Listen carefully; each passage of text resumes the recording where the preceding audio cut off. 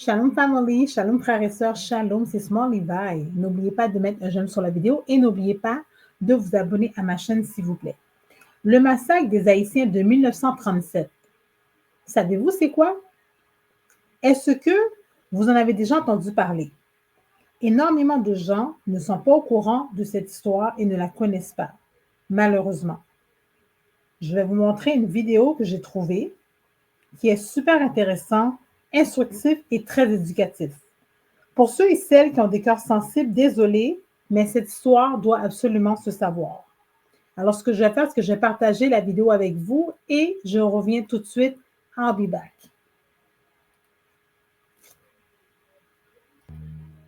En octobre 1937, entre 20 et 40 000 Haïtiens sont massacrés à coups de machette en République dominicaine.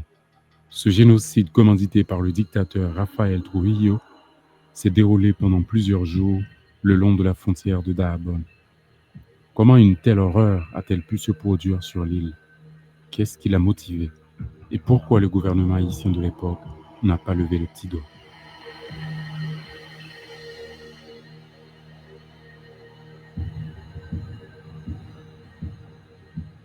Haïti et la République dominicaine, qui partagent l'île d'Hispaniola, entretiennent depuis toujours des rapports conflictuels en raison de leur passé colonial et aussi de leur histoire culturelle complexe. Après leur victoire sur les troupes françaises, les Haïtiens conquièrent leur indépendance en 1804. L'autre partie de l'île reste sous le joug espagnol. En 1820, le président Jean-Pierre Boyer envahit la partie espagnole. L'occupation va durer plus de 2 décennies. Et en 1844, les Dominicains se libèrent de l'occupation haïtienne et proclament leur indépendance le 27 février. Mais il a fallu attendre 1865 pour qu'ils se libèrent complètement de la tutelle espagnole. Les Dominicains entretiennent au fil de l'histoire non seulement une méfiance vis-à-vis des Haïtiens qu'ils soupçonnent de vouloir envahir leur pays, mais aussi une forme de détestation, voire un racisme qui prend parfois des formes violentes, dont l'exemple le plus frappant est le massacre de 1937. Mais malgré tout, le long de la frontière dans la région de Dajabón s'est constituée une zone de mixité culturelle où cohabitent Haïtiens et Dominicains.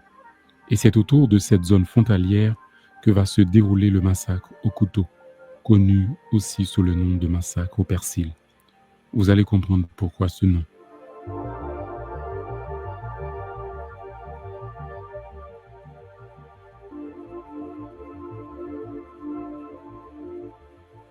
En 1930, en République dominicaine, arrive au pouvoir, à la faveur d'un coup d'État, un sinistre personnage du nom de Rafael Trujillo.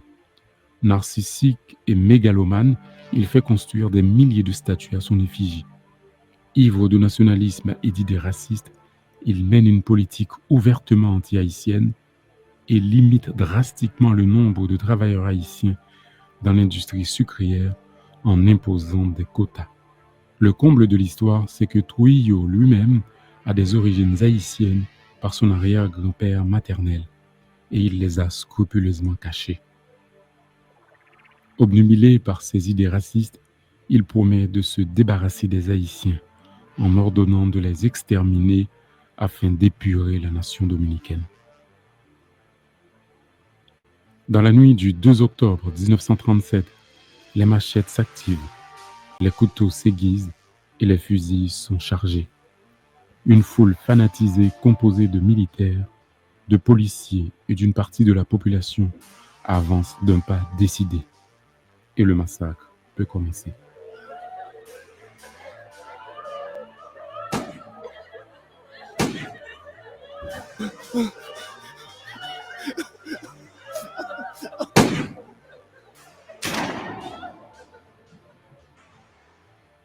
Le président Trujillo, en déplacement à Dajabón, assume sans complexe le massacre. Pour les Dominicains qui se plaignaient des déprédations par les Haïtiens qui vivent parmi eux, les vols de bétail, des provisions, fruits, etc., et sont ainsi empêchés de jouir en paix des fruits de leur travail. J'ai répondu, je vais corriger cela. et nous avons déjà commencé à remédier à la situation. 300 Haïtiens sont morts aujourd'hui à Banica. Ce remède va se poursuivre. Pendant plusieurs jours, des milliers d'Haïtiens sont tués.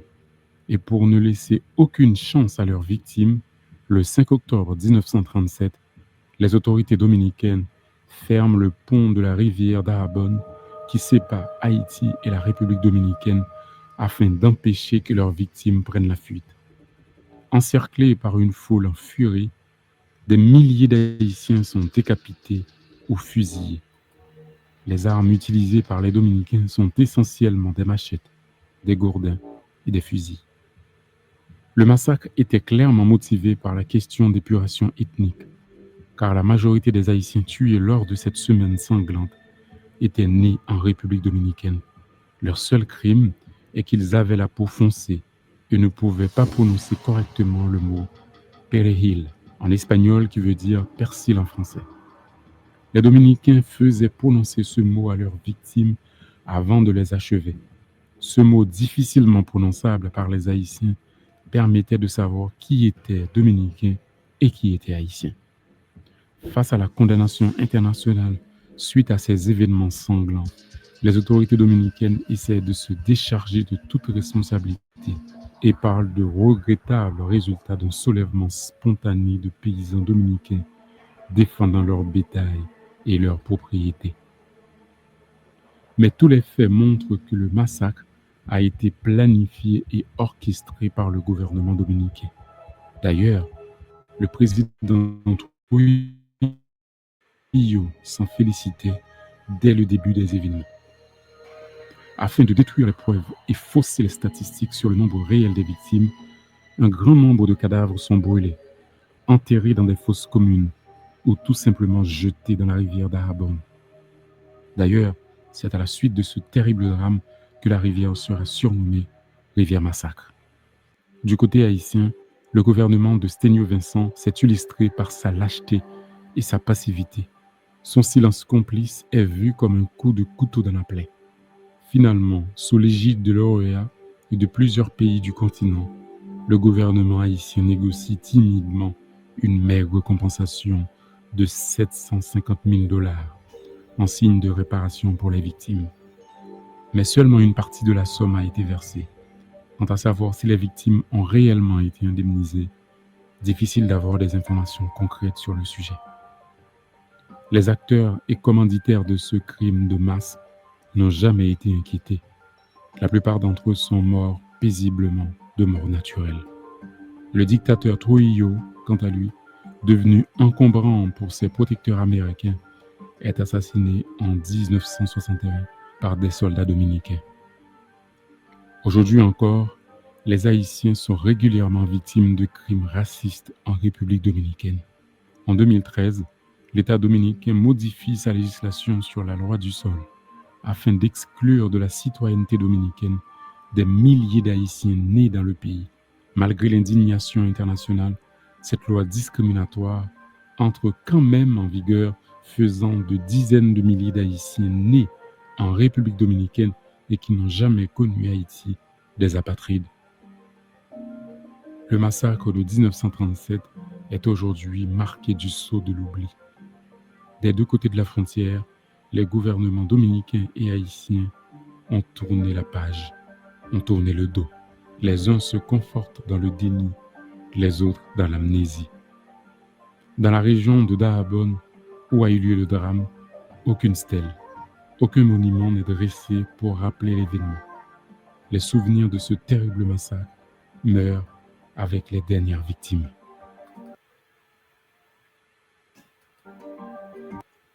Donc, c'est la vidéo dont je vais partager avec vous. Ce génocide est arrivé en 1937 dans la nuit du 12 octobre. Hommes, femmes et enfants furent tués. Bon, dans la vidéo, mind you qu'ils disent comme ça que c'est entre 20 et 40 000 Haïtiens qui ont été tués. Sur Wikipédia, ils précisent que c'est entre 20 et 35 000. D'autres sources disent que c'est plusieurs milliers. Et selon les ministres des Affaires, c'est entre 20 et 25 000 Haïtiens qui ont été tués. Est-ce que vous savez qu'est-ce que moi je pense? Ce que j'en pense, moi, selon moi, ce que j'en pense, ça c'est mon opinion personnelle à moi. Moi, je pense que c'est 50 000 et peut-être même plus. Moi, je pense que c'est vraiment beaucoup plus que ça. 50 000 et peut-être même plus que 50 000. Ça, c'est mon opinion personnelle à moi. That's what I think. C'est qu'est-ce que je pense, OK? Je ne serais pas surprise. I wouldn't be surprised. Ben, vous savez, tout comme moi, vous savez que souvent dans les médias, tout ce qui est réseaux sociaux, dans les médias, les nouvelles et tout ça, blablabla, bon, la vérité n'est jamais dit à 100%, hein, donc c'est ça, réseaux sociaux, journalistes, médias, tout ça, les nouvelles et tout, la vérité n'est jamais dit à 100%. Souvent, c'est déformé. Un tel va dire ça, quelqu'un d'autre va dire ça, quelqu'un d'autre va dire une autre affaire, puis tout ça. Fait que ça concorde jamais, donc c'est ça. Alors, c'est une information qui se doit d'être partagée, qui se doit de prendre un stand. C'est pas une information, c'est pas une histoire, quelque chose qu'on peut juste prendre puis enterrer, faire comme si de rien n'était. Non, c'est pas n'importe quoi, c'est quelque chose de gros, guys, OK? Ça, c'est pas. Et on va avec petit. Non, ça, c'est gros gros affaire. Oui, on parle d'un génocide, la gars, d'un massacre, là, un gros massacre, pas un petit massacre, un gros massacre, là, OK? Il y a tellement de gens qui ne sont pas au courant de ça. Moi, souvent, moi, ça ne fait pas si longtemps que ça que je suis au courant, mais quand j'en parle, puis que je vois qu'il y a autant de monde qui ne sont pas au courant, qui ne savaient pas, I'm like, really? I mean, like, voyons donc, ça ne fait pas de sens, ça ne se peut pas, là. Puis, il y a même des Haïtiens avec qui que je parle des fois, qui ne sont même pas au courant de cette histoire-là. I'm like, ben, voyons donc, ça ne fait pas de sens. Puis, pas seulement des Haïtiens, des personnes de d'autres nations, de d'autres races, d'autres nations, là, puis tout ça, ils ne sont pas au courant, ils ne savent pas. Fait que je suis comme, mais voyons, ça ne se peut pas, là. C'est pour ça que c'est important pour moi de faire cette vidéo-là, pour partager cette information-là, pour que ça circule le plus que possible. Fait que de bouche à oreille, en parlant à plus de monde, à beaucoup de personnes, de bouche à oreille, ça va circuler. Puis cette information-là, vous pouvez trouver l'information sur Wikipédia. You can Google it. Vous pouvez le Google it. You're going to find the information. L'information, vous allez la trouver. L'histoire, vous allez la trouver en le Google. Vous pouvez le Google. Aller sur Wikipédia. L'information est là. C'est pas quelque chose qui est faux. C'est quelque chose qui est vrai, qui est réel. C'est pour de vrai, là. OK? Alors, c'est pas quelque chose qu'il faut prendre à la légère. C'est quelque chose qui est arrivé à nos ancêtres, à nos frères et sœurs, à nos ancêtres. Alors, c'est important de partager cette information-là, cette histoire-là, parce que ça fait partie de notre histoire. Ça se doit de prendre un stand, d'être connu, puis que les gens le savent, parce qu'il y a trop de monde qui ne sont pas au courant, qui ne savent pas, ça n'a pas d'allure, ça n'a aucun sens. To me, like, it doesn't make any sense that so much people, like, they don't know the story, like, they're not aware of the story, they didn't know, so c'est pour ça que partagez l'information, guys, partagez l'info, partagez l'information par rapport à le massacre des Haïtiens de 1937.